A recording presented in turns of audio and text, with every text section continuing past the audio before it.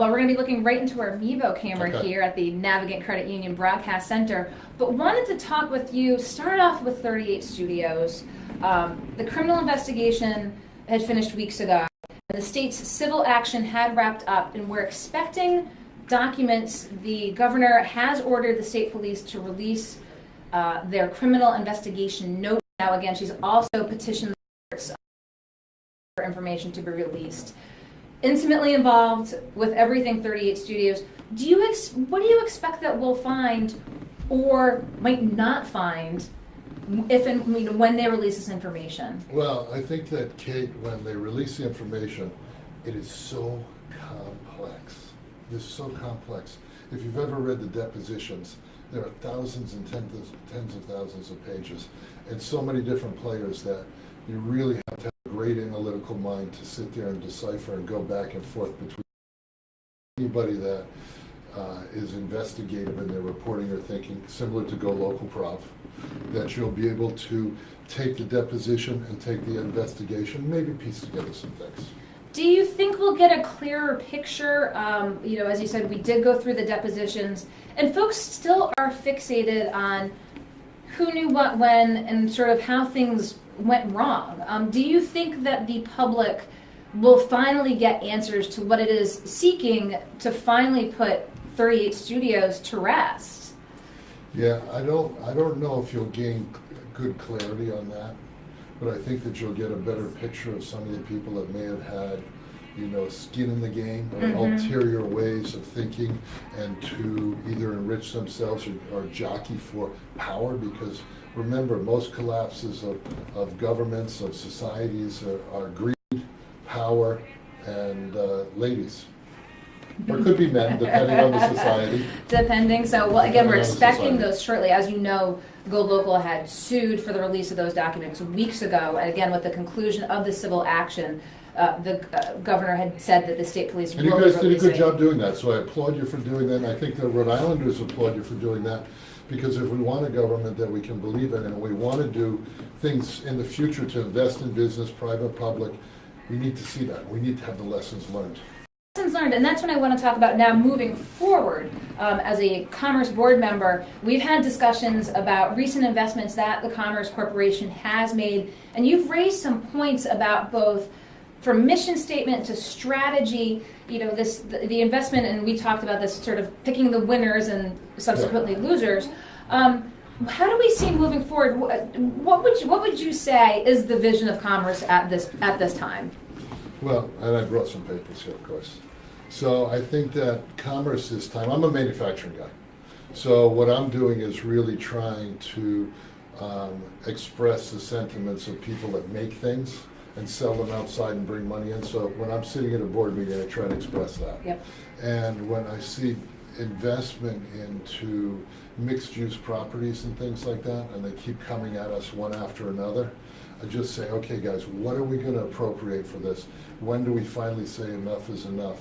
And when do we get down to brass tacks? And I really have to quantify the brass tacks, because we do have J&J, we do have GE, we do have Branson Corp, right, doing some things here. And there's a host of others, but those are just as important as, if not even more than, the mixed use, because we need people to come to our state. We're losing population. Right? Yes, and you talk about the brass tacks, and you come from the manufacturing world. The governor did just recommend a manufacturing advisory council. And hopefully I'm on that. I got my letter. Governor, I got the letter. We are waiting to see who's going Yeah. to be on that council, and I do want to raise a point. There has been at least one group, and it would be Mike Stenhouse with the Center for Freedom and Prosperity, along with Ray Rickman, a former state representative, have called for economic diversity on the Manufacturing Advisory Council, saying that all sort of levels of business need to be included. What's your take on that? Yeah, I think Mike's absolutely correct, is that just like any kind of commission that we have in our state, is you need that diversity, that different look at things.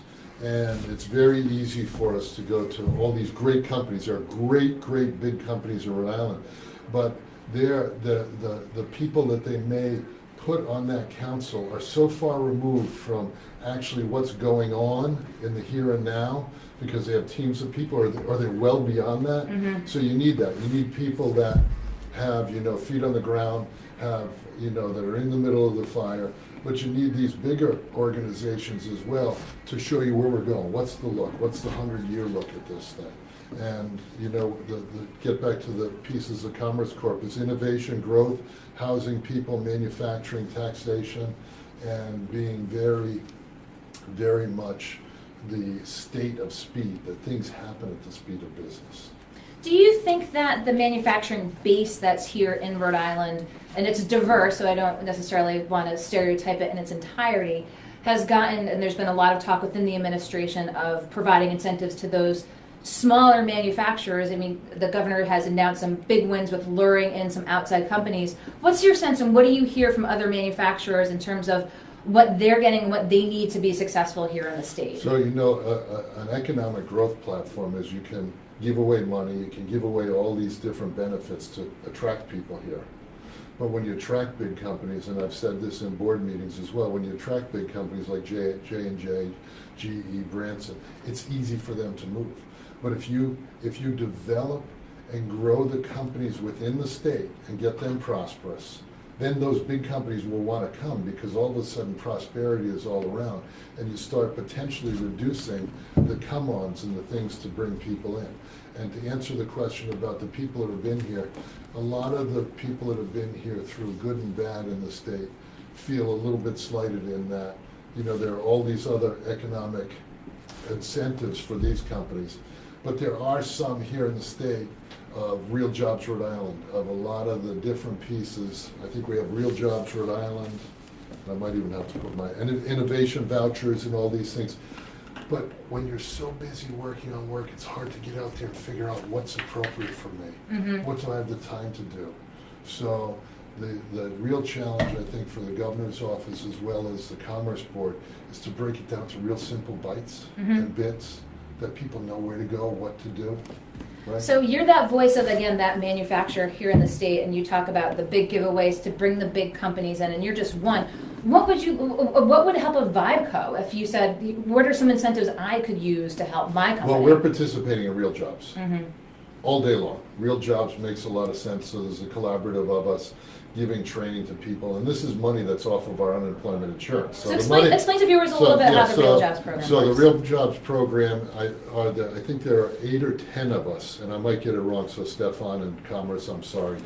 But they're for the marine sector, they're for the medical sector, manufacturing sector, so it's covered, like Brookings Institute talked about the different sectors we have. And they're collaboratives of companies that are working together and forming training programs, and how do we onboard people, how do we get people interested in this. So there's money available for that, and we have to use both academia, nonprofits, and different groups, so we're trying to get this blend to be self-sufficient, so somewhere in the future this becomes so prosperous that the state doesn't fund it anymore, and the fundings are funding out of unemployment insurance, as I said before.